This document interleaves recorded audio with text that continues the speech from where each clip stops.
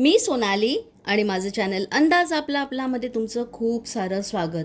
तर आज आपण अजून एक पटकन झटपट होणारी अशी एक रेसिपी बघणार आहोत आणि त्याचं नाव आहे चिली रिंग पकोडा. करायला एकदम तशी सोपीवाली रेसिपी आहे. चला तर मग लागूया कामाला. लागणारं साहित्य काय काय ते तुम्हाला मी सांगते. तर चिली रिंग पकोडा आहे, त्यामुळे आपण हे बघा, ही जी मोठीवाली मिरची येते जी आपण भरायला घेतो किंवा अशीच बेसनमध्ये डीप फ्राय करून घेतो, तर ही तीचवाली मिरची आहे. हे बघा, आणि त्याला मी असं रिंग्समध्ये कापून घेतलेलं आहे. हे बघा,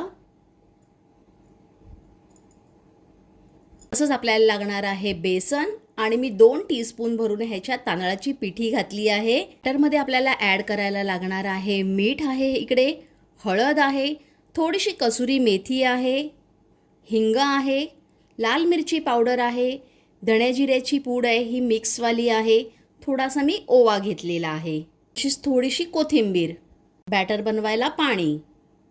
लास्टला चिली रिंग पकोडा झाल्यावर वर स्प्रिंकल करायला आपल्याला एक मसाला चटपटीत बनवायचा आहे. तर त्यासाठी मी घेतलेला आहे चाट मसाला, मिरची पावडर, धण्या जिऱ्याची पूड, थोडंसं आपण इकडे मिरीपूड घेतलेली आहे आणि थोडीसं इकडे मीठ घेतलेलं आहे. तर आता आपल्याला काय करायचे, हे जे ड्राय इन्ग्रेडियंट्स आहेत हे आपल्याला बेसनमध्ये ॲड करायचे आहेत. तसंच ही कोथिंबीर आणि पाणी घालून ह्याचं आपल्याला बॅटर बनवायचं आहे.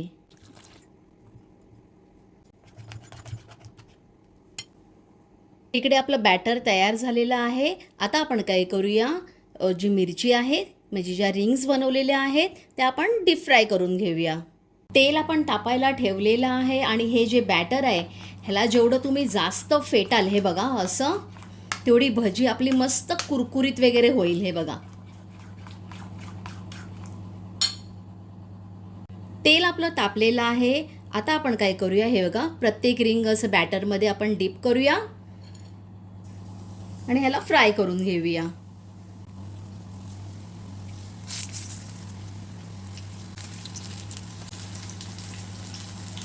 हे बघा किती मस्त दिसते आहे ना.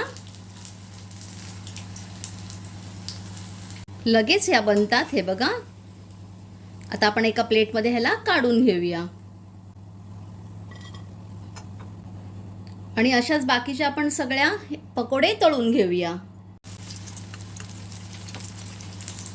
तुम्हाला सांगायचं राहिलं, हे जे बॅटर आहे हे मी माझ्या पद्धतीने दाखवलं आहे.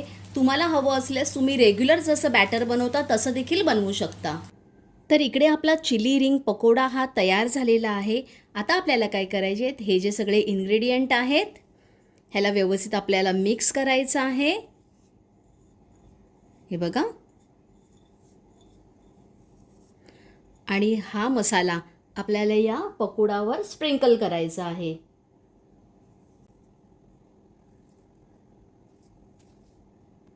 चला तर मग इकडे गरमागरम आपला चिली रिंग पकोडा हा तयार झालेला आहे.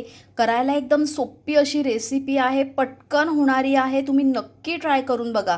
कधी सर्व करणार, कधीही खाऊ शकता. नैवेद्याच्या पानावर ठेवा, कारण ह्याच्यात कांदा लसूण नाही आहे.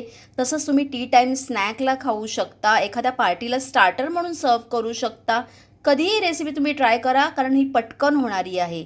रेसिपी आवडल्यास एक लाईक तर कराच, पण आपल्या फ्रेंड्स आणि रिलेटिव्सबरोबर हा व्हिडिओ शेअर करायला विसरू नका. तसंच आजपर्यंत माझ्या चॅनलला सबस्क्राईब केलं नसेल तर प्लीज करा. धन्यवाद.